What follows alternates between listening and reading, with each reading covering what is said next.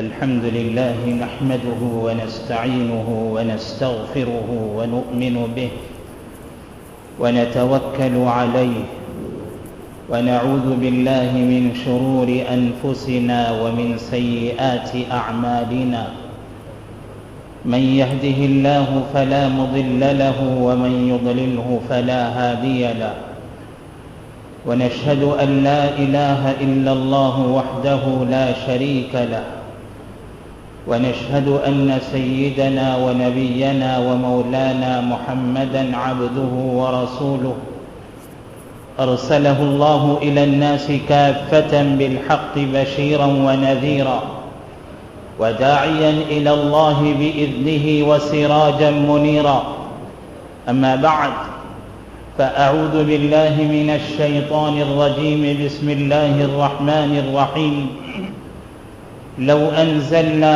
هذا القرآن على جبل لرأيته خاشعا متصدعا من خشية الله وتلك الأمثال نضربها للناس لعلهم يتفكرون وقال النبي صلى الله عليه وسلم ستكون الفتن قالوا فما المخرج منها يا رسول الله قال كتاب الله إلى آخر الحديث وقال صلى الله عليه وسلم بدأ الإسلام غريبا وسيعود غريبا كما بدأ فطوبى للغرباء أو كما قال صلى الله عليه وسلم.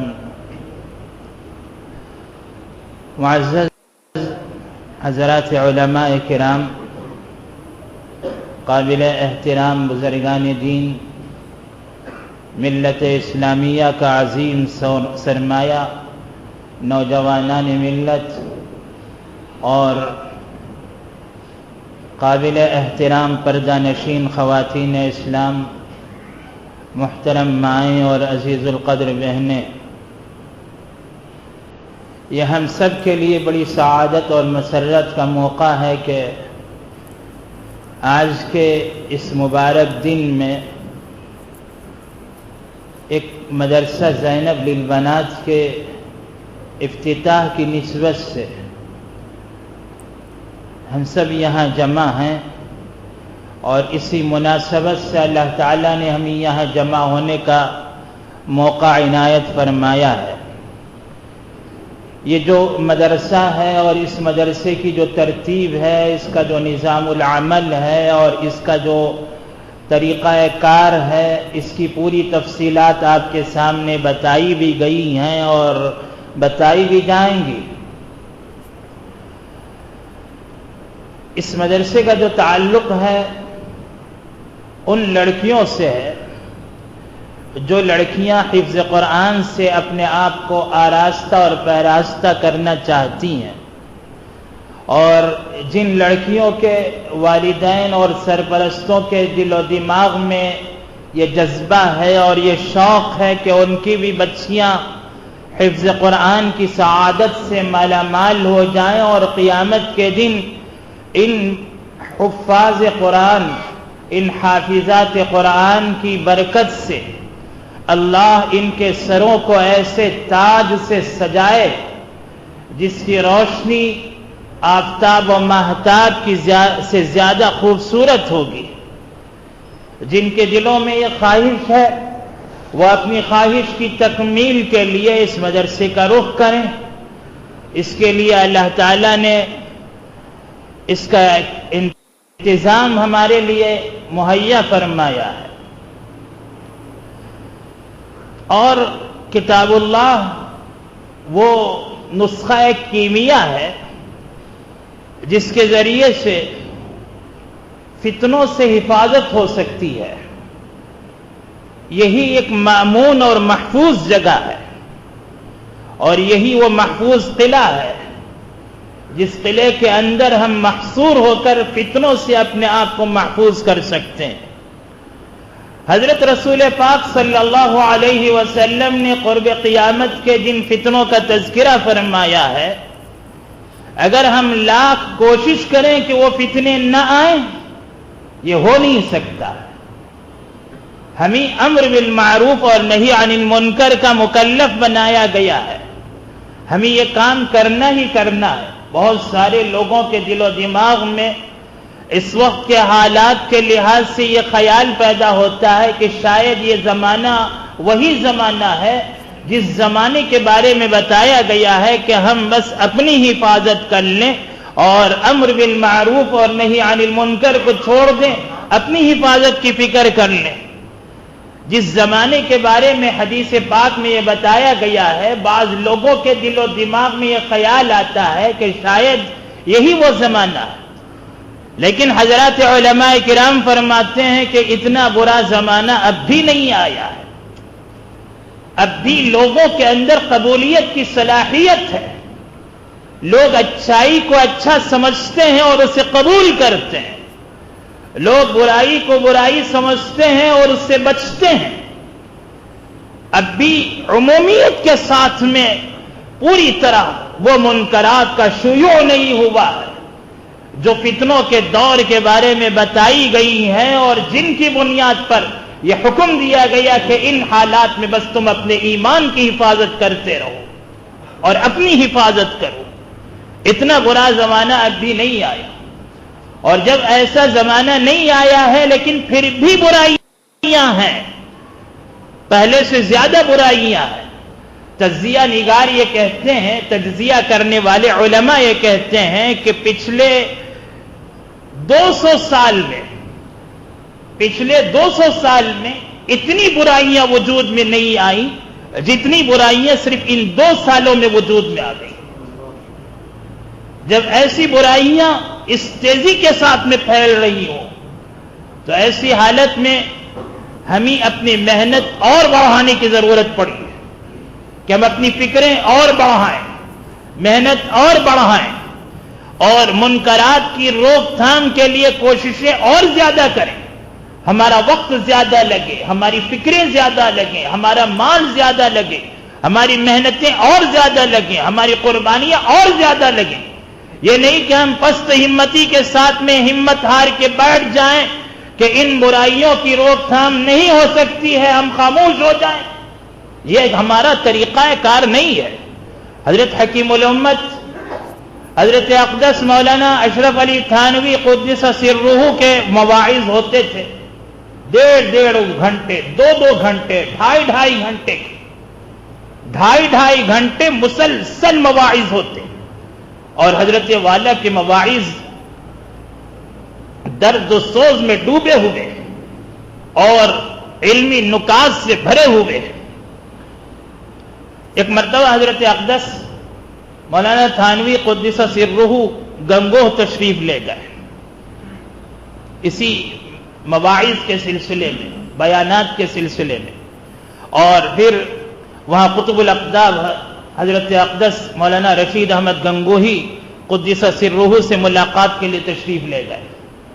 حضرت سے ملاقات ہوئی, بڑا استقبال کیا اور آخر میں فرمایا کہ میاں اشرف علی, میں نے سنا ہے اور مجھے سن کر بڑی خوشی ہوتی ہے کہ تمہارے بڑے لمبے لمبے بیانات ہوتے ہیں, بڑے درد و کرب میں ڈوبے ہوئے مواعظ ہوتے ہیں, مجھے اس سے بڑی خوشی ہوتی ہے. ایک میری نصیحت ہی یاد رکھو کہ چاہے جتنی نصیحتیں ہو جائیں, چاہے جتنے مواعظ ہو جائیں, لوگوں کے اندر اس کی وجہ سے 100% اصلاح ہو جائے یہ ہو نہیں سکتا. جب تک امام مہدی تشریف نہیں لائیں گے اس وقت تک لوگ پوری طرح برائیوں کو نہیں چھوڑیں گے. لیکن اس کے باوجود تم اپنے مواعظ مت چھوڑنا. ان مواعظ کی وجہ سے کم از کم لوگ دین کی باتیں سن تو لیں گے, تمہارا فریضہ تو ادا ہو جائے گا, تمہاری ذمہ داری تو ادا ہو جائے گی. لوگ 100% نہ صحیح کچھ نہ کچھ تو تمہاری بات کو قبول کر لیں گے. اور جتنی دیر تمہاری نصیحت کی مجلس میں بیٹھ جائیں اتنی دیر تو لوگوں کا فائدہ ہو جائے گا, اتنی دیر تو رحمت کی مجلس میں لوگ بیٹھ جائیں گے. اس لیے اتنی دیر بھی کرنے سے مت رکو. لوگ چاہے مانے نہ مانے لیکن اپنے مواعظ کا سلسلہ جاری رکھو. واہ کیا حوصلے والی بات بتلائی.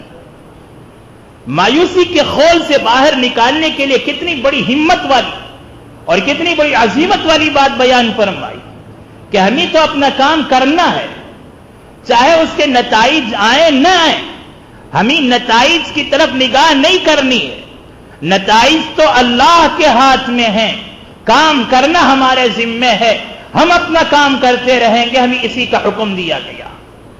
سیدنا نوح علیہ السلام جب دعوت و تبلیغ کرتے رہے تو قوم کے لوگ مسلسل انکار کرتے رہے، اور کبھی حالات ایسے پیش آتے کہ راستے میں حضرت نوح علیہ السلام تشریف لے جا رہے ہیں اور راستے میں کوئی مخالف سامنے آ گیا تو ان کا گلا دباتا، اور اتنا تیزی سے دباتا کہ وہ بے ہوش ہو کر گر پڑتے، اور جب ہوش میں آتے تو فرماتے اللہ میری قوم کو ہدایت دے، وہ ابھی تک مجھے نہیں جانی، یہ دعا فرماتے۔ اور یہ سلسلہ سال 2 سال 100 200 سال کا نہیں، 950 سال تک یہ سلسلہ جاری رہا۔ وَلَقَدْ أَرْسَلْنَا نُوحًا إِلَىٰ قَوْمِهِ فَلَبِثَ فِيهِمْ أَلْفَ سَنَةٍ إِلَّا 50 عَامًا، 1000 سال سے صرف 50 سال کم، 1000 سال سے صرف 50 سال کم، 950 سال تک یہ سلسلہ جاری رہا، اور اس پورے 950 سال کی محنت میں صرف 80-82 افراد مسلمان ہوئے ہیں، اس کے باوجود دعوت کا ایک کام چھوڑا نہیں۔ اللہ نے فرمایا انہ کان عبدا شکورا، وہ بڑے قدردان بڑے شکر گزار بندے تھے۔ واہ، 950 سال کی محنت پر 80-82 افراد مسلمان ہونے والے، ایمان قبول کرنے والے، اور ان کی تعریف اللہ یوں فرما رہے ہیں کہ وہ بڑے شکر گزار بندے تھے۔ انہ کان عبدا شکورا، بے شک وہ بڑے شکر گزار بندے تھے۔ مایوس نہیں ہوئے، ہمیں اس کا مکلف بنایا گیا ہے، اس لیے فتنوں کو ختم کرنا یہ ہماری ذمہ داری نہیں ہے۔ پھر ہماری ذمہ داری کیا ہے؟ ہماری ذمہ داری یہ ہے کہ ہم فتنوں سے اپنی حفاظت کریں۔ اسی لیے رسول اللہ صلی اللہ علیہ وسلم نے فتنوں کی تفصیل بھی بیان فرمائی، ایک ایک فتنے کی تفصیل بیان فرمائی، اور ان سارے فتنوں کے بارے میں آپ نے جو تفصیلات بتائیں، کبھی ان فتنوں کے بارے میں آپ نے یہ دعا نہیں فرمائی کہ اے اللہ ان فتنوں کو امت سے ہٹا دے اور ان فتنوں کو آنے سے روک دے، آپ نے یہ دعا نہیں فرمائی۔ ان فتنوں کو آنے سے روک دے، آپ نے یہ دعا نہیں فرمائی، بلکہ آپ نے فتنوں کے آنے کی تفصیل بتائی۔ اور جب صادق و مصدوق حضرت محمد عربی صلی اللہ علیہ وسلم فتنوں کی تفصیل بتائے تو وہ فتنے آ کر رہیں گے۔ ہماری ذمہ داری یہ بتائی گئی کہ ہم فتنوں سے اپنے آپ کو بچائیں، اور آپ نے یہ پیغام ان دعاؤں کے ذریعے سے دیا ہے جن دعاؤں میں آپ نے فرمایا اللہم جنبنا الفتن، اے اللہ فتنوں سے ہماری حفاظت فرما، اے اللہ فتنوں سے ہماری حفاظت فرما، اللہم انا نعوذ بک من الفتن، فتنے منڈلاتے رہیں گے لیکن ہماری ان فتنوں سے حفاظت فرما لے۔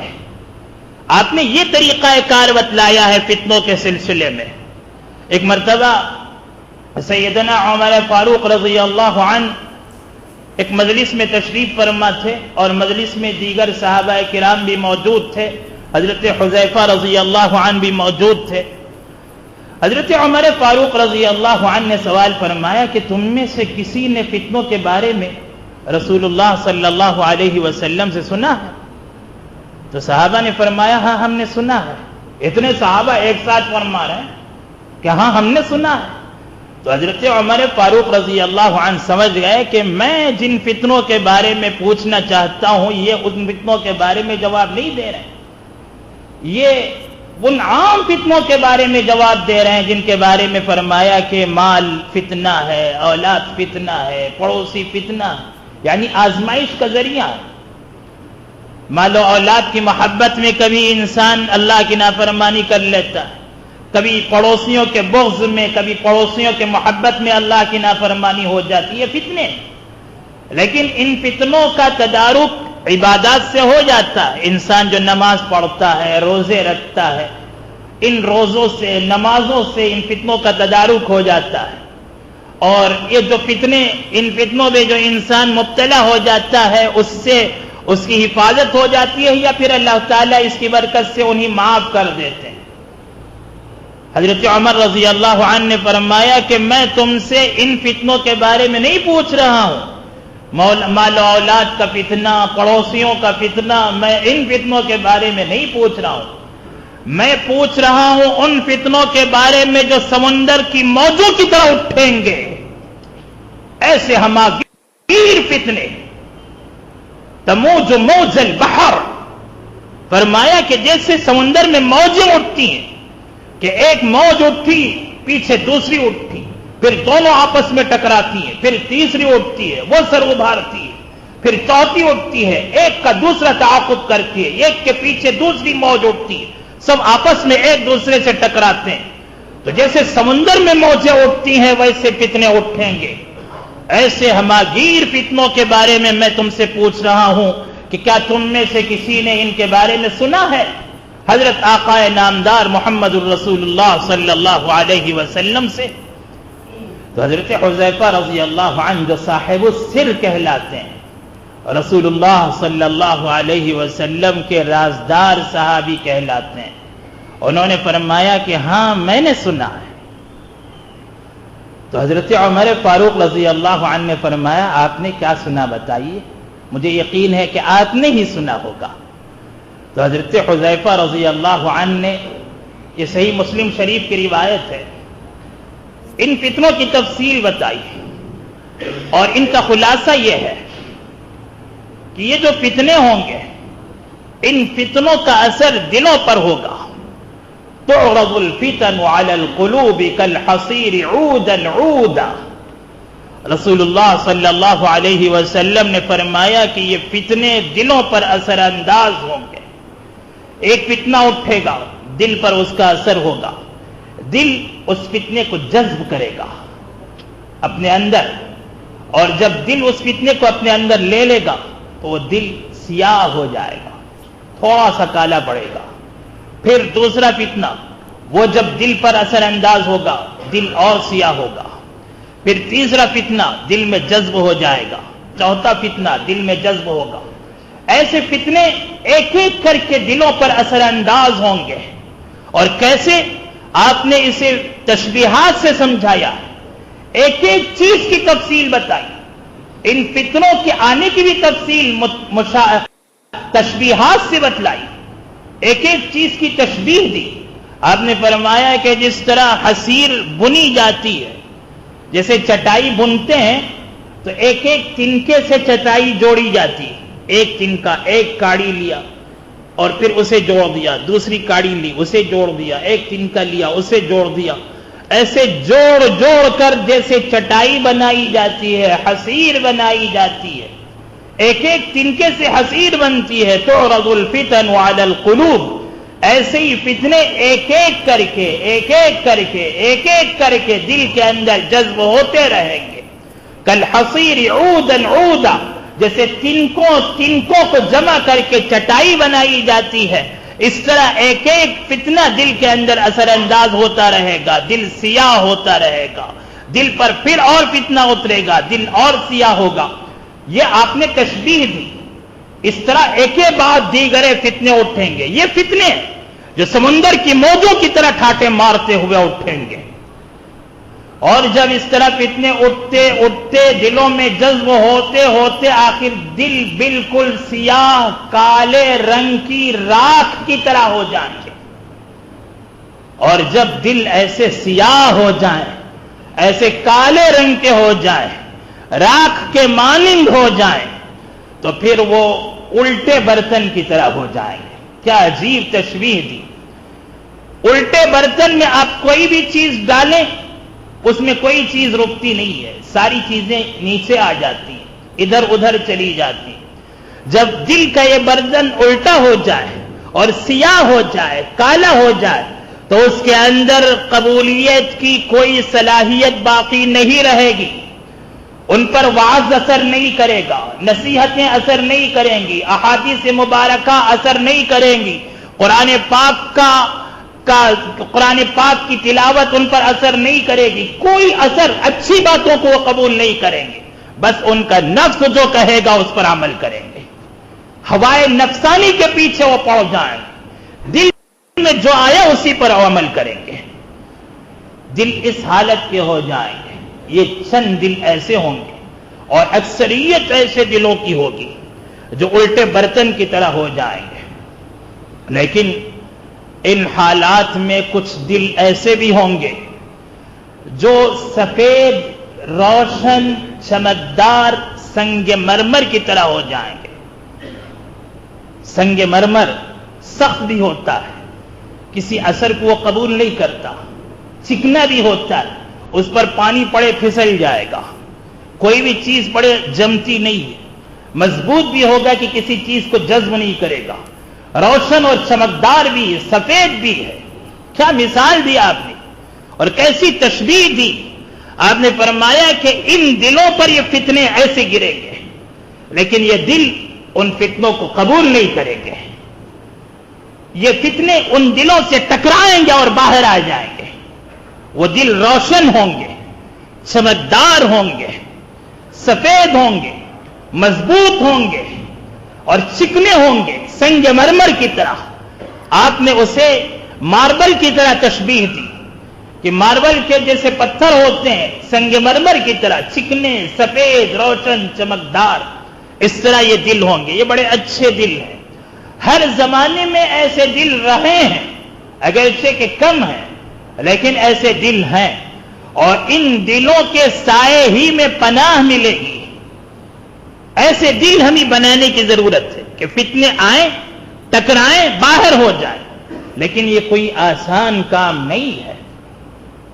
جب فتنے اٹھیں گے اور ٹکرائیں گے تو اس وقت حال یہ ہوگا کہ معاشرے میں بیرونی فتنے، باہر فتنے ہی فتنے، اور ادھر دل فتنوں کی آماجگاہ ہوں گے۔ باہر سے فتنے اٹھیں گے، دلوں کے اندر جذب ہوتے رہیں گے، باہر بھی فتنے، دلوں میں بھی فتنے، اور اکثریت کے قلوب ان فتنوں سے متاثر ہو جائیں گے۔ بہت کم ایسے دل ہوں گے جو ان فتنوں سے متاثر نہیں ہوں گے، وہ دل سنگ مرمر کی طرح ہوں گے۔ ہمیں ایسے دل بنا کر رکھنے کی ضرورت ہے کہ یہ کامیابی ہے۔ اس دور میں ہوگا یہ کہ اپنے دین پر عمل کرنا آگ کے انگارے ہاتھ میں پکڑنے کی طرح ہے۔ القابض علی دینہ کالقابض علی الجمر، وہ دور ہوگا جس دور میں دین پر عمل کرنا آگ کے انگارے ہاتھ میں پکڑنے کی طرح ہے۔ ایسے غیر اسلامی تہذیب کو زبردستی مسلط کیا جائے گا اور اسلام اجنبی ہو کر رہ جائے گا۔ بدأ الاسلام غریبا وسيعود غریبا كما بدأ، اسلام اجنبیت کی حالت میں آیا۔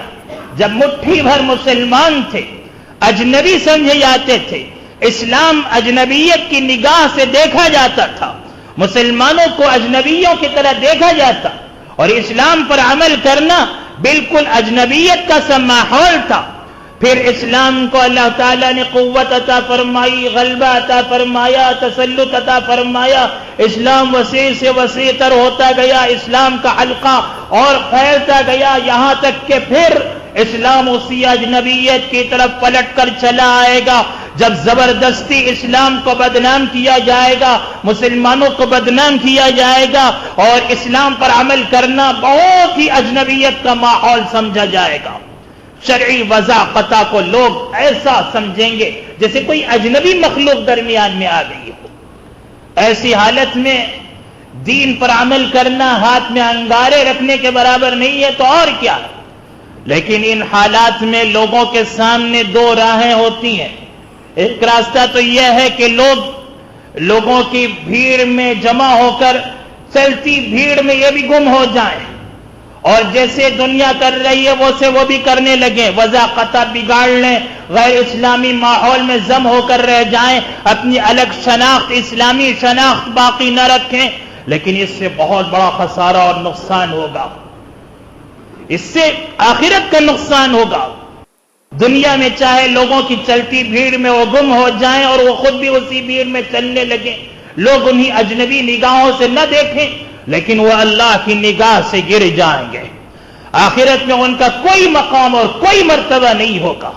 ان کے بجائے جو ان حالات میں بھی ثابت قدم رہیں، اپنے دین پر جمے رہیں، اپنی اسلامی شناخت برقرار رکھیں اور اپنے اسلامی وضاقتہ پر جمے رہیں ثابت قدمی کے ساتھ میں، ایسی حالت میں اگر کوئی جمے رہے تو اس وقت جو مجرمین ہیں، جو کفار ہیں، جو دین کے دشمن ہیں، وہ انہیں ترچھی نگاہوں سے دیکھیں گے، فقرے کسیں گے، ان پر طنز کریں گے، ان پر ہنسیں گے۔ آج دنیا میں ہنسنے تو ہنسنے، ان کو ہنستا ہوا چھوڑ دیں۔ کل قیامت کے دن وہ وقت آنے والا ہے جب یہ ہنسنے والے جن کے ہاتھ اور پیر جکڑ دیے جائیں گے اور انہیں پکڑ کر جہنم میں دھکے دیا جائے گا، اور جن پر ہنسا گیا دنیا میں وہ ایمان والے قیامت کے دن مسندوں پر ٹیک لگائے ہوئے ہنستے ہوئے انہی دیکھ رہے ہوں گے اور کہیں گے ہائے اب دیکھو تم اپنا مزہ چکھو۔ اللہ نے سورہ مطففین نے فرمایا ان الذين اجرموا كانوا من الذين آمنوا يضحكون واذا مروا بهم يتغامزون واذا انقلبوا الى اهلهم انقلبوا فكهين واذا راوهم قالوا ان هؤلاء لضالون وما ارسلوا عليهم حافظين فاليوم الذين آمنوا من الكفار يضحكون على الارائك ينظرون هل ثوب الكفار ما كانوا يفعلون۔ کہ مجرمین، یہ کفار اور مشرکین، یہ دین کے دشمن ایمان والوں کو دیکھ کر ٹھٹا اڑاتے تھے، مذاق اڑاتے تھے۔ كانوا من الذين آمنوا يضحكون، اور جب یہ ایمان والے ان کے پاس سے گزرتے تو کہتے کہ دیکھو یہ لوگ کیسے گمراہ ہیں۔ وَإِذَا مَرُّوا بِهِمْ يَتَغَامَزُونَ، ترچھی نگاہوں سے دیکھتے، ایک دوسرے کو اشارہ کرتے۔ وَإِذَا انْقَلَبُوا إِلَىٰ أَهْلِهِمْ انْقَلَبُوا فَكِهِينَ، مذاق کرتے ہوئے گھر والوں میں جا کر ان کا ذکر کر کے مذاق اڑاتے کہ آج ہم نے ایسے شخص کو دیکھا جو اتنا اونچا پاجامہ پہنا ہوا تھا اور جو اتنا لمبا جبہ پہنا ہوا تھا، ایسی داڑھی تھی، ہاتھ میں ایسی مسواک تھی، ایسا جبہ امامہ تھا اور یہ شکل تھی، بولتے جاتے ہنستے جاتے، ایسے حجاب میں مستور اور ایسی پابند ایسے برقعے میں کوئی عورت جا رہی تھی، اس کا مذاق اڑاتے اپنے گھر والوں میں پہنچ کر۔ اللہ فرماتے ہیں وَمَا أُرْسِلُوا عَلَيْهِمْ حَافِظِينَ، انہیں نگران بنا کر نہیں بھیجا گیا، لیکن یہ زبردستی نگران بن رہے ہیں۔ لیکن کل قیامت کے دن فَالْيَوْمَ الَّذِينَ آمَنُوا مِنَ الْكُفَّارِ يَضْحَكُونَ، آج یہ ایمان والے ان کفار پر ہنس رہے ہوں گے۔ عَلَى الْأَرَائِكِ يَنظُرُونَ، مسندوں پر ٹیک لگائے ان کفار کا حال دیکھ رہے ہوں گے، ان کا مآل، ان کا انجام دیکھ رہے ہوں گے۔ هَلْ ثُوِبَ الْكُفَّارُ مَا كَانُوا يَفْعَلُونَ، دنیا میں کفار جو ہمارے ساتھ معاملہ کرتے تھے آج ان کو اس کا بدلہ مل رہا ہے یا نہیں مل رہا، یہ دیکھ رہے ہوں گے۔ کل معاملہ الٹا ہوگا، کل کے اس دن کے لیے آج کے اس دن میں صبر کر لیں، اللہ کل انجام ہمارا بہتر بنائیں گے اور ہم پر ہنسنے والوں کو اس کا مزہ مل کر رہے گا، وہ مزہ چکھ کر رہیں گے۔ ایسی حالت میں ہم اپنے دین پر ثابت قدم رہیں، لیکن دین پر ثابت قدم رہنا کوئی معمولی بات نہیں ہے۔ ہم حوادث میں رہے کوہ و بیاباں کی طرح، ہم حوادث میں رہے کوہ و بیاباں کی طرح، اور ہوں گے تیرے سانچے میں جو ڈھل جاتے ہیں، اور ہوں گے تیرے سانچے میں جو ڈھل جاتے ہیں، وہ اور ہوں گے جو دوسروں کے سانچے میں ڈھل جاتے ہیں۔ ہم اپنی وضاقتہ برقرار رکھیں، لیکن ہمیں اپنی وضاقتہ برقرار رکھنے کے لیے، اپنی شناخت کو باقی رکھنے کے لیے، اپنے دل کو سنگ مرمر کی طرح بنا کر رکھنے کے لیے کچھ اصول اختیار کرنے ہوں گے، کچھ اسباب بنانے ہوں گے، ثابت قدمی کے لیے ہمیں کچھ کرنا ہوگا، تبھی ہم ان فتنوں سے بچ سکتے ہیں۔ اور ان فتنوں کا حل رسول اللہ صلی اللہ علیہ وسلم نے بتایا۔ آپ نے فرمایا ستکون الفتن، عن قریب یہ فتنے واقع ہونے والے۔ تو صحابہ کرام رضی اللہ عنہم اجمعین نے پوچھا فما المخرج منها یا رسول اللہ، ان فتنوں سے بچنے کا طریقہ کیا ہے؟ آپ نے فرمایا کتاب اللہ، اللہ کی کتاب، یہ کتاب ان فتنوں سے بچنے کا ذریعہ ہے، اس لیے کہ یہ اللہ کی مضبوط رسی ہے، اس مضبوط رسی کو تھامیں، اس پر عمل کریں، اس کا اتباع کریں، اس کی پیروی کریں، اسے یاد کریں، اس کو سمجھیں اور اس پر عمل کریں. اس کے ذریعے سے فتنوں سے حفاظت ہو سکتی ہے. یہی فتنوں کی حفاظت کا ذریعہ ہے. حضرت رسول پاک صلی اللہ علیہ وسلم نے اسی قرآن پاک کو فتنوں سے بچاؤ کا طریقہ بتایا. قرآن پاک میں اللہ تعالیٰ نے دلوں کو مضبوط بنانے کے لیے اسی قرآن کے بارے میں فرمایا وَقَالَ الَّذِينَ كَفَرُوا لَوْلَا نُزِّلَ عَلَيْهِ الْقُرْآنُ جُمْلَةً وَاحِدَةً كَذَلِكَ لِنُثَبِّتَ بِهِ فُؤَادَكَ وَرَتَّلْنَاهُ تَرْتِيلًا. یہ کفار کہتے ہیں کہ یہ قرآن پوری طرح ایک مرتبہ کیوں نہیں اتار دیا جاتا؟ یہ تھوڑا تھوڑا کر کے کبھی ایک سورہ، کبھی دو سورتیں، کبھی ایک آیت، کبھی دو آیتیں، ایسے کیوں اتارا جا رہا ہے؟ ایک ساتھ کیوں نہیں اتار دیا جاتا؟ اللہ نے فرمایا ہاں بات تو ایسی ہی ہے کہ ہم تھوڑا تھوڑا ہی اتار رہے ہیں، لیکن اس کا مقصد بہت بڑا فائدہ یہ ہے لِنُثَبِّتَ بِهِ فُؤَادَكَ. ہم آپ کے دل کو مضبوط بنانا چاہتے ہیں. قرآن پاک سے دلوں کو مضبوطی ملتی ہے، اور دل اگر مضبوط رہے تو ہمتیں اور حوصلے بلند ہوتے ہیں. اگر ہمتیں پست ہو جائیں، حوصلے پست ہو جائیں، تو پھر لوگ اسلام کے رنگ سے کفر کے رنگ میں رنگے چلے جاتے ہیں. پھر ارتداد کی لہریں اٹھتی ہیں. لوگوں کو دین کی قدر اور دین کی قیمت کا احساس نہیں ہوتا. یہی وجہ ہے کہ آج لڑکیوں میں جو ارتداد کی ایک عام وبا پھیلی ہوئی ہے، اور جگہ جگہ سے جو ارتداد کی خبریں آ رہی ہیں. ملک میں تجزیہ کرنے والوں نے جائزہ لے کر بتایا کہ پورے ملک کے طول و عرض میں مختلف شہروں میں الگ الگ شہروں کا جائزہ لے کر جب مجموعی تعداد ان لڑکیوں کی جو مرتد ہو گئی، جو دین اسلام کو چھوڑ کر دوسروں کے دین میں داخل ہو گئی، محض لڑکوں کی محبت میں، کالجوں کی فضاؤں میں، اسکولوں کی فضاؤں میں اور دوسروں کی تعظیم میں رنگ گئی، ایسی تعداد کم از کم 1.5 لاکھ لڑکیوں کی ہے. انا للہ وانا الیہ راجعون. 1.5 لاکھ لڑکیاں مرتد ہوئی ہیں، اور یہ مجموعی تعداد ایک اندازہ ہے، اس سے بڑھ کر تعداد ہے. جگہ جگہ سے جو خبریں آ رہی ہیں، یہ بڑی افسوسناک خبر ہے اور ہمیں جھنجھوڑنے والی خبر ہے. لیکن ہم ہاتھ پر ہاتھ دھرے بیٹھے نہ رہیں. اس کے لیے ہمیں کچھ کوششیں کرنی ہیں کہ ان لڑکیوں کے دین و ایمان کی حفاظت کی فکر کرنا ہماری ذمہ داری ہے. بچپن سے ہم انہیں سمجھائیں کہ تم کس گھرانے سے تعلق رکھتی ہو. تمہارا رشتہ خدیجہ اور عائشہ سے ملتا ہے، تمہارا تعلق فاطمہ الزہرا سے ہے، اور تمہارا تعلق ان امہات المؤمنین سے ہے، ان صحابیات سے ہے جنہوں نے ایمان کی حفاظت کے لیے کیسی کیسی تدبیریں کی. حضرت خدیجہ الکبریٰ رضی اللہ عنہا وہ صحابیہ ہیں جنہوں نے سب سے پہلے اس امت میں قرآن پاک کو سنا ہے. یہ سعادت عورت کو ملی. حضرت رسول اللہ صلی اللہ علیہ وسلم غار حرا سے اس امانت کو لے کر اس پہاڑ کی بلندی سے نیچے تشریف لا رہے ہیں، اور جب امت کے درمیان پہنچ رہے ہیں، اتر کر حرا سے سوئے قوم آیا اور ایک نسخہ کیمیا ساتھ لایا.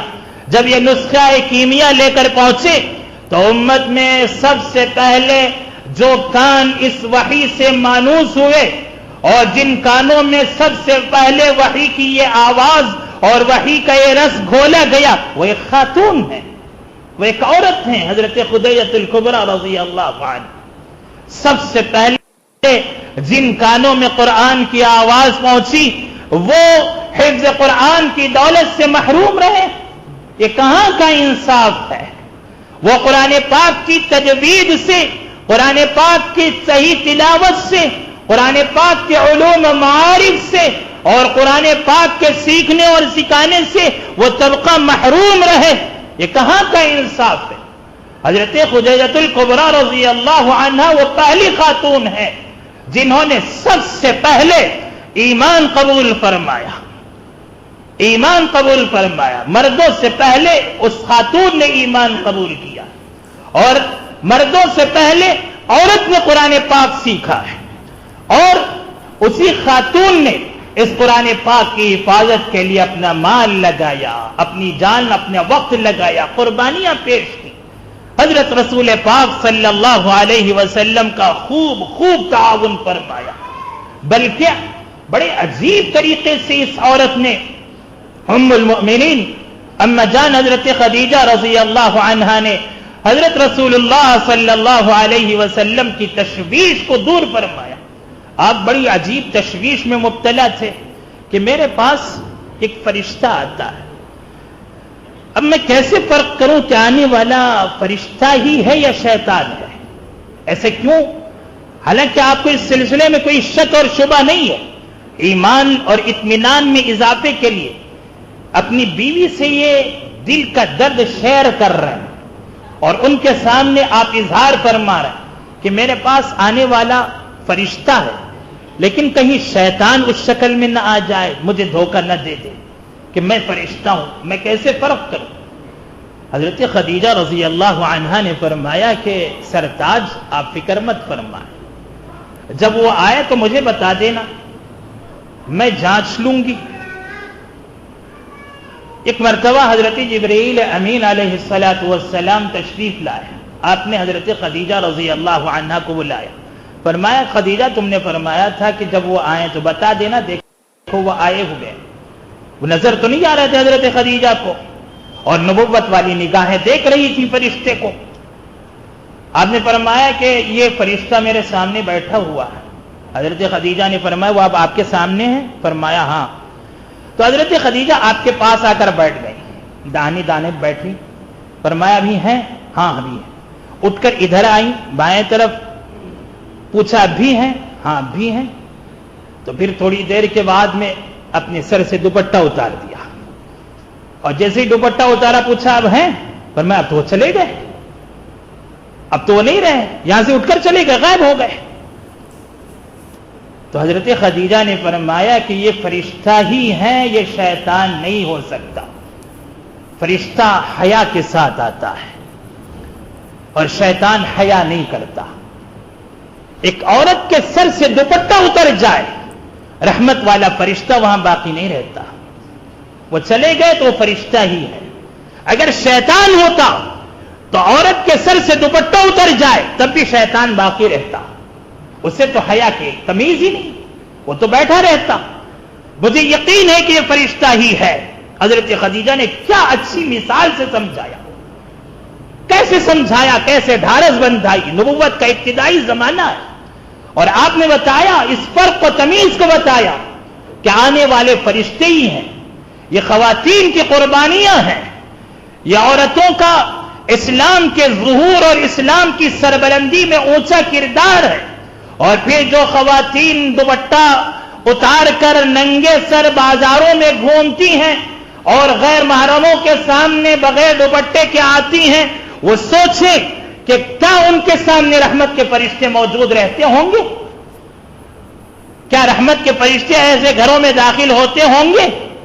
رحمت کے فرشتے ان گھروں میں داخل ہوتے ہیں جن میں باحیا عورتیں ہوتی ہیں۔ عورتوں کی حیا کی بنیاد پر رحمت کے فرشتے آتے ہیں، اور عورتیں بے حیا ہو جائیں تو رحمت کے فرشتے روٹ کر چلے جاتے ہیں۔ حضرت خدیجہ رضی اللہ عنہا نے یہ جو قربانیاں پیش کی ہیں، رہتی دنیا تک کے لیے، پوری امت مسلمہ کی خواتین کے لیے، اللہ کی سب بندیوں کے لیے نمونہ ہے، اور یہ نمونہ ان سب لڑکیوں کے لیے ہے جن لڑکیوں کے ایمان کی حفاظت کی ہم فکر کر رہے ہیں۔ اس لیے ہمیں کچھ تدبیر کرنی ہوگی کہ ارتداد کی جو لہریں اٹھ رہی ہیں، یہ بہت بڑا فتنہ اور بہت بڑی آزمائش ہے۔ اسی لیے حضرت رسول پاک صلی اللہ علیہ وسلم نے ایک دعا سکھائی، یا مصرف القلوب یا مقلب القلوب ثبت قلبی علی دینک۔ یا مقلب القلوب، اے دلوں کے پھیرنے والے۔ حدیث پاک میں آتا ہے کہ بندوں کے دل، بنو آدم کے دل رحمان کی انگلیوں کے درمیان ہے۔ رحمان ان انگلیوں میں، ان دلوں کو جدھر چاہتے ہیں گھماتے ہیں، پھیرتے ہیں۔ اس لیے دعا فرمایا، یا مقلب القلوب، اے دلوں کے پھیرنے والے، ثبت قلبی علی دینک، میرے دل کو دین پر ثابت قدمی نصیب فرماتے ہیں، دین پر جما دے میرے دل کو۔ دلوں کے اندر کفر کے خیالات کا آ جانا، دلوں کے اندر سے ایمان کا نکل جانا، یہ سب بہت بڑی نحوست ہے۔ دلوں کے اندر مضبوطی کا آ جانا، دین پر جماؤ کا آ جانا، یہ بہت بڑی سعادت ہے۔ اور یہ سعادت اور شقاوت اللہ کی طرف سے اس کے فیصلے ہوتے ہیں۔ قرآن پاک میں اللہ تعالیٰ نے ایسی سعادت و شقاوت کی مثالیں بیان فرمائی ہیں کہ امت کے اندر، قوم کے اندر کیسے فتنے رونما ہوتے ہیں اور کیسے عقیدوں میں بگاڑ آتا ہے، کیسے لوگ ایمان کو چھوڑ کر کفر کے دلدل میں پھنستے ہیں، اور لوگ کیسے توحید کو خیر بات کہہ کر شرک کے اندھیروں میں پہنچ جاتے ہیں۔ قرآن پاک میں اللہ تعالیٰ نے اس کی ایک مثال دی بنو اسرائیل کا واقعہ بیان کر کے۔ حضرات مفسرین نے ایک واقعہ بیان فرمایا تفسیر کے ساتھ میں کہ جس وقت حضرت موسیٰ بن عمران علیہ السلام پیدا ہوئے تو اس زمانے میں دو موسیٰ تھے، ایک موسیٰ بن عمران جو وقت کے نبی رسول بنو اسرائیل کے پیغمبر تھے، اور ایک اسی زمانے میں ایک موسیٰ پیدا ہوا جو ولد الزنا تھا، زنا کی اولاد، وہ موسیٰ بن ظفر کے نام سے مشہور ہے۔ دونوں موسیٰ ہیں، اور دونوں موسیٰ کے انجام کو دیکھیں کہ یہ موسیٰ بن عمران ہے جو وقت کے نبی اور رسول ہیں۔ جب موسیٰ بن عمران علیہ السلام پیدا ہوئے تو ان کی والدہ نے حکم الہی سے، الہام ربانی سے انہیں ایک صندوق میں بند کر کے دریائے نیل کی موجوں کے حوالے کر دیا، اور یہ فرعون کے دربار میں پہنچے، اور فرعون کے دربار میں غیبی انتظامات سے پہنچائے گئے، وہاں سے انتظام ہوا ان کی تربیت کا، انہیں پھر ان کی والدہ کی طرف واپس لوٹایا گیا، والدہ ان کو فیڈنگ کرنے لگیں، اور اجرت فرعون کے محل سے طے کی گئی، اور یہ فرعون کے محل میں پلتے رہے، بڑھتے رہے، وہیں جوان ہوئے۔ پھر وہاں سے قتل کا وہ واقعہ پیش آیا جب انہوں نے ایک شخص کا مرڈر کر دیا، پھر وہاں سے غلطی سے واقعہ پیش آیا، پھر مدین کی طرف پہنچے۔ مدین میں جب گئے تو وہاں داخل ہوتے ہوئے حضرت موسیٰ علیہ السلام نے ایک دعا فرمائی۔ دیکھا کہ اجنبی ماحول ہے، کوئی ٹھکانہ نہیں ہے، کوئی گھرانہ نہیں ہے، کوئی خاندان نہیں ہے، کہاں جائیں؟ ایک دعا پیغمبر کی زبان سے نکلی ہوئی دعا میں کیا اثر ہوتا ہے، کیا نورانیت ہوتی ہے۔ فَتَوَلَّى إِلَى الظِّلِّ فَقَالَ رَبِّ إِنِّي لِمَا أَنزَلْتَ إِلَيَّ مِنْ خَيْرٍ فَقِيرٌ، فرمایا رب انی لما انزلت الی من خیر فقیر، اللہ آپ جو بھی بھلائی میرے لیے عطا فرما دیں میں اس کا محتاج ہوں۔ دعا فرمائی، دعا کی برکت، صبح میں دوپہر میں یہ دعا ہوئی، شام ہونے سے پہلے پہلے اللہ نے ان کو ٹھکانہ عطا فرمایا، نوکری مل گئی، گھرانہ اور خاندان مل گیا، بیوی بھی مل گئی، نکاح بھی ہو گیا، ملازمت بھی مل گئی اجرت پر، اور گھرانہ بھی مل گیا، حضرت شعیب علیہ السلام کا ٹھکانہ مل گیا انہی کے گھر میں۔ اس دعا کی برکت ہے، شام ہونے سے پہلے چاروں چیزیں مل گئیں جو زندگی کی ضروریات ہیں۔ یا اللہ کی طرف سے دعا کی برکت سے ایسے دروازے کھلتے ہیں۔ پھر مدین سے واپس تشریف لائے، اپنا عرصہ مکمل فرمانے کے بعد میں راستے میں نبی بنائے گئے، فرعون کے دربار میں پہنچے، بنو اسرائیل کو دین کی دعوت دیتے رہے، فرعون کو اس کے خاندان والوں کو سمجھاتے رہے۔ جس وقت حضرت موسیٰ بن عمران پیدا ہوئے، ادھر یہ جوان ہو رہے ہیں، یہ بڑھ رہے ہیں، اور ان کی یہ زندگی کا ماحول ہے۔ اسی زمانے میں موسیٰ بن ظفر بھی پیدا ہوا جو ولد الزنا تھا۔ جب اس کی ماں نے دیکھا کہ یہ فرعون کے خاندان والوں کے ہاتھ لگے گا تو اسے ذبح کر دیں گے، زمانہ ایسا خطرناک تھا کہ فرعون کے لوگ بنو اسرائیل کے بچوں کو یوں کاٹ رہے تھے، ذبح کر رہے تھے، تو موسیٰ بن ظفر کی ماں اسے لے جا کر ایک پہاڑ میں غار کے اندر بند کر کے اوپر سے منہ بند کر دیا، واپس آ گئے۔ ادھر سے اللہ تعالیٰ نے حضرت جبرائیل علیہ السلام کو بھیجا، فرمایا کہ جبرائیل جاؤ، یہ بھی میرا ایک بندہ ہے، اس کے لیے غذا کا انتظام کرو۔ حضرت جبرائیل علیہ السلام ایک انگلی میں شہد، ایک انگلی میں مکھن، ایک انگلی میں دودھ لگا کر تشریف لاتے ہیں اور اسے چکھاتے ہیں.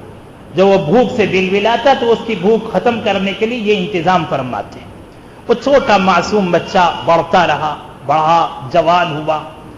آخر اس کا انجام کیا ہوا؟ یہ مفسرین نے لکھا ہے قرآن پاک کی آیتوں کی روشنی میں کہ جب حضرت موسیٰ علیہ السلام نبی بنائے گئے اور فرعون کے ظلم و ستم سے بچانے کے لیے، مظلومیت سے بنو اسرائیل کو باہر نکالنے کے لیے، ان کو غلامانہ زندگی سے باہر نکالنے کے لیے انہیں مصر سے لے کر باہر جانے کا حکم ہوا.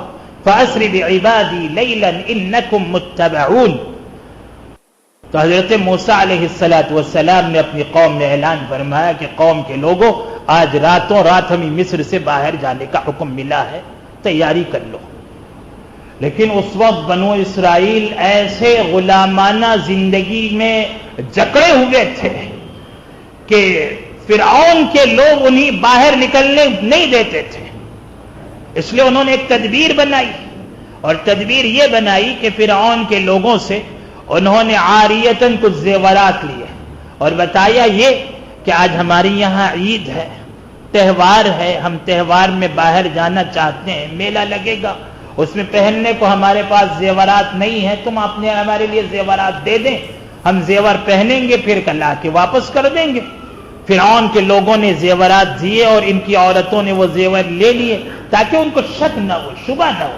رات کے وقت جب یہ ہلچل مچے گی کہ ایک ساتھ میں 6 لاکھ بنو اسرائیل مصر سے نکل رہے ہوں تو کہیں فرعون کے لوگوں کی آنکھیں پھٹی نہ رہ جائیں، اس لیے انہوں نے تدبیر اختیار کی اور رات کے وقت یہ نکل گئے.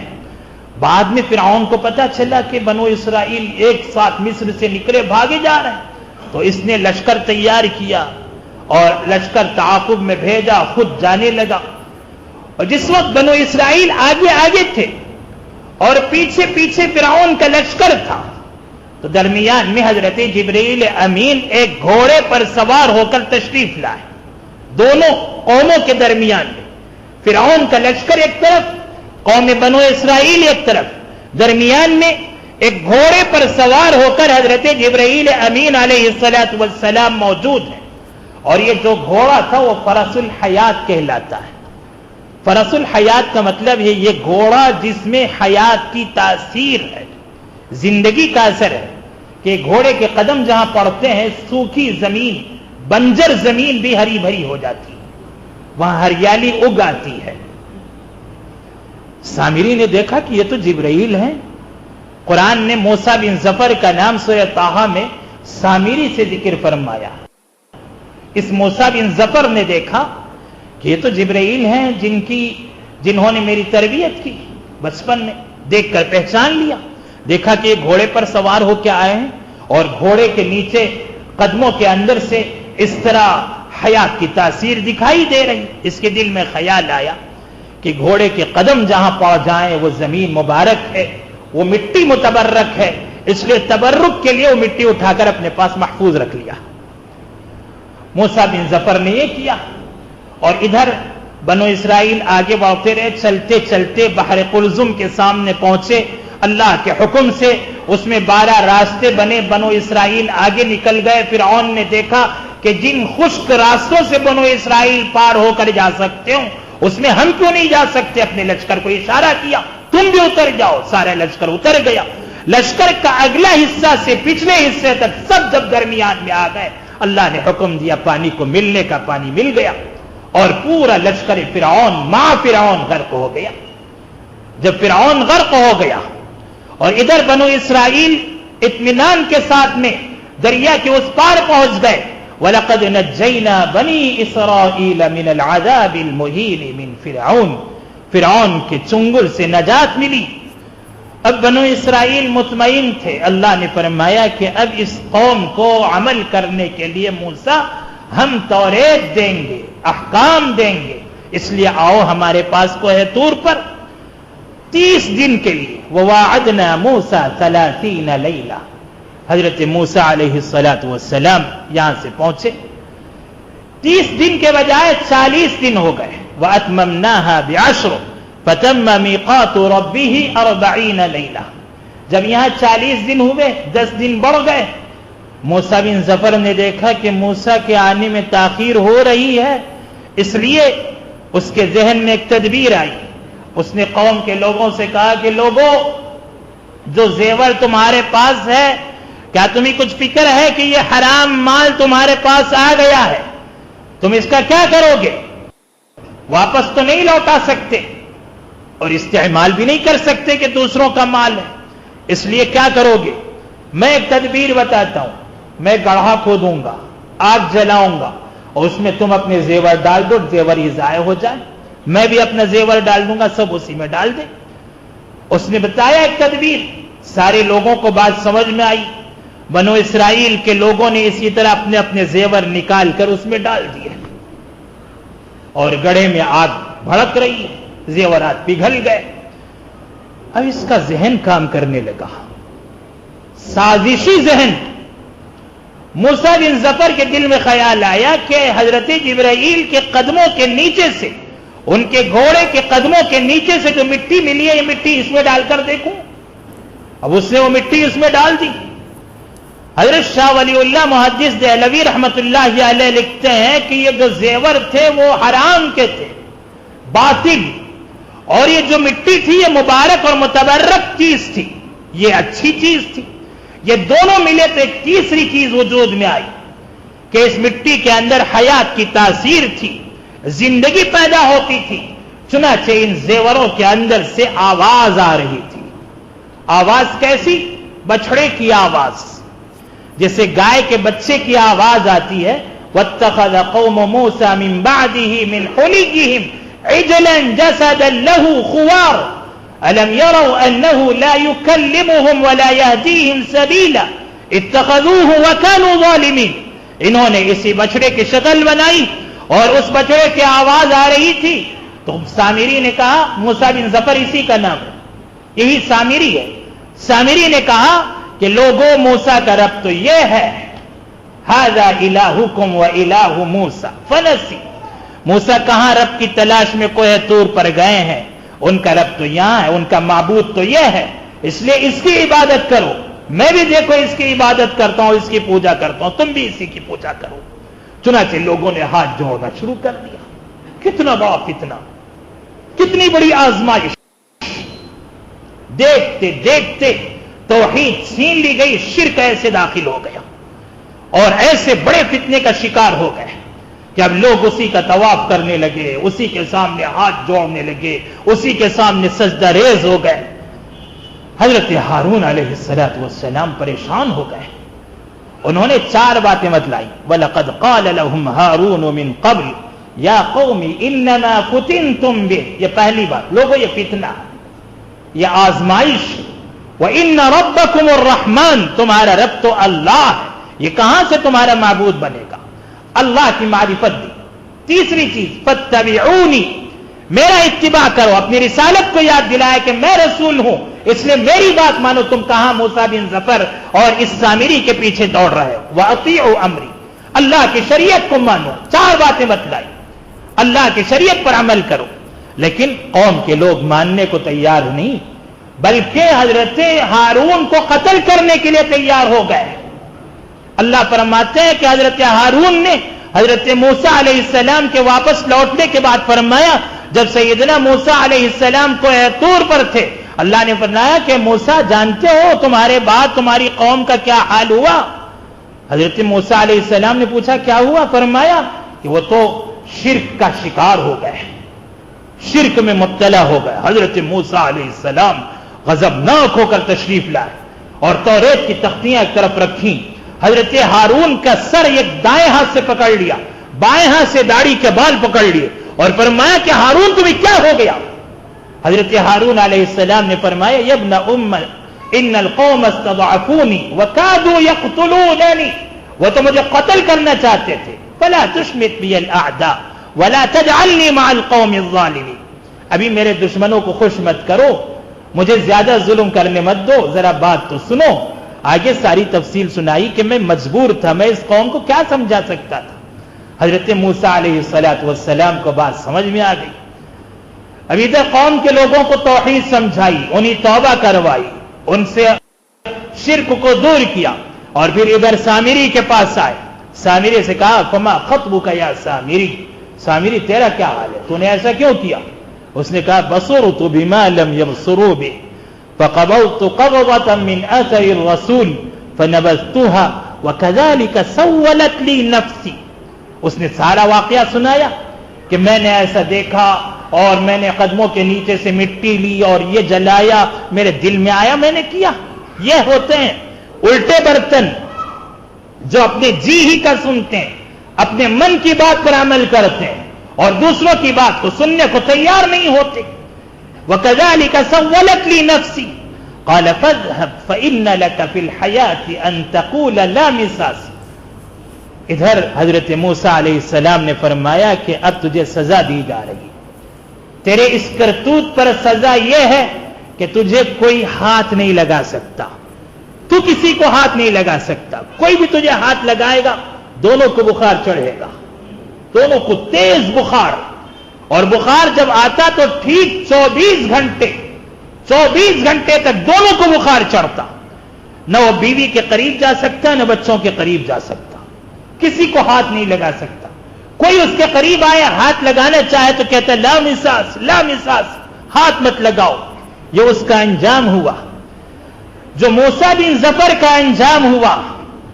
اندازہ کریں, موسیٰ بن عمران فرعون کے محل میں پلنے والے, ایک موسیٰ وہ جو رسول بنائے گئے, فرعون کے محل میں تربیت ہوئی لیکن وہ رسول اور پیغمبر بنائے گئے. ایک موسیٰ بن ظفر, یہ موسیٰ ایسا ہے کہ اس کی تربیت حضرت جبرائیل علیہ السلام نے فرمائی, اس کے باوجود یہ ایسا شقی اور بدبخت نکلا.